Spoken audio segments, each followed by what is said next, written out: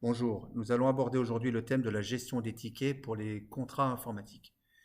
Alors, le principe est très simple.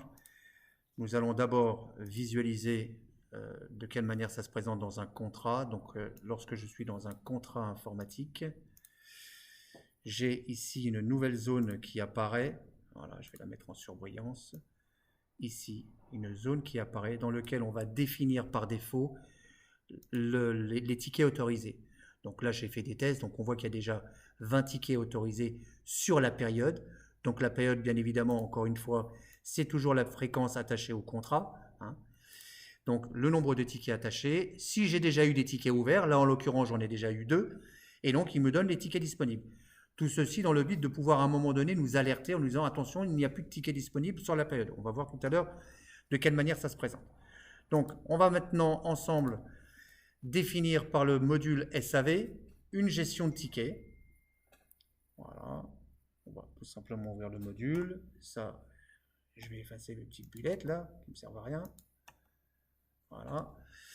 Donc, je vais appeler la société Capasoft, sur laquelle je fais des tests. Capasoft, j'ouvre un ticket.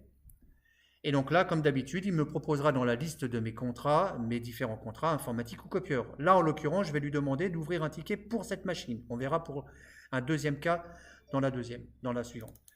Donc, je double-clique sur ma ligne pour bien indiquer que c'est ce contrat-là qui est attaché à ma machine, à mon ticket, pardon. Je valide. Je saisis, comme d'habitude, mon ticket. Je rentre toutes mes informations. Ça ne change pas. Je ne vais pas rentrer dans le détail. Je valide mon ticket, je ferme.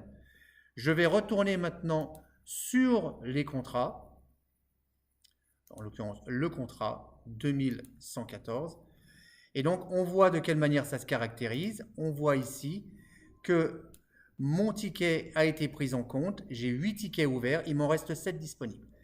Alors, comment le système fonctionne lorsque je n'ai plus de tickets disponibles? Eh bien, c'est très simple. On va reprendre le même exemple. Je vais toujours sur Capasoft. Je crée mon ticket, mais cette fois-ci, je vais prendre la deuxième machine pour laquelle je sais que je n'ai plus de ticket disponible. Je vais enregistrer.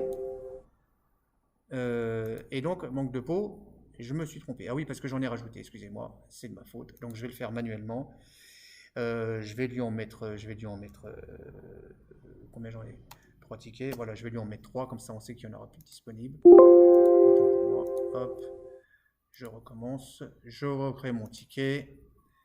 Et je resélectionne ma ligne. À partir de là, vous voyez, le système m'alerte en me disant le nombre de tickets définis dans le contrat à échéance est épuisé.